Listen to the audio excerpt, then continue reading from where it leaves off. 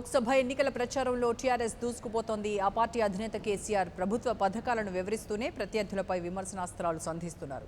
పెద్దపల్లి జిల్లా గోదావరిఖని నిర్వహించిన టీఆర్ఎస్ సభలో పాల్గొన్న ఆయన వచ్చే ఎన్నికల్లో ప్రాంతీయ పార్టీల కూటమిదే హవాని, కాంగ్రెస్ బీజేపీలకు స్పష్టమైన మెజారిటీ వచ్చే అవకాశమే లేదన్నారు.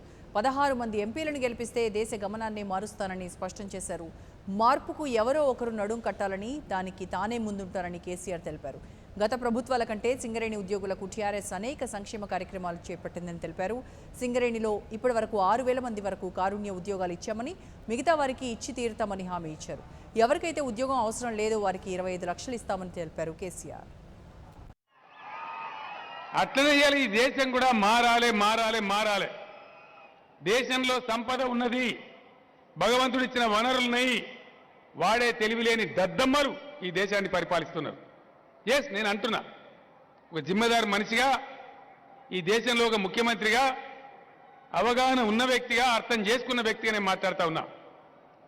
2 క్వశ్చన్లు అడిగితే ఎవడు సమాధానం చెప్పాడండి? రాహుల్ గాంధీ చెప్పాడు, నరేంద్ర మోడీ చెప్పాడు. ఏం బీమారా? తెలియదా? అమాయకులా?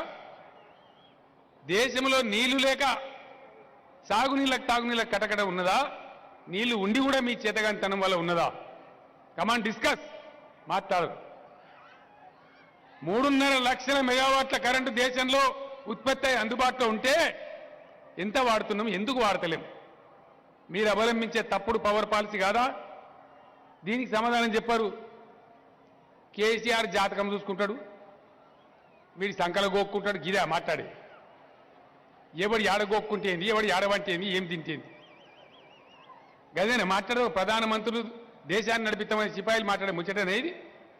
ఏం మాట్లాడాలి? దేశాన్ని నడిపేటోళ్ళు పేదరికమైంది, వ్యవసాయం ఏంది, రైతులేంది, కార్మికులేంది, వాళ్ళ బాధలేంది, అవి ఎట్లా పరిష్కారం కావాలి?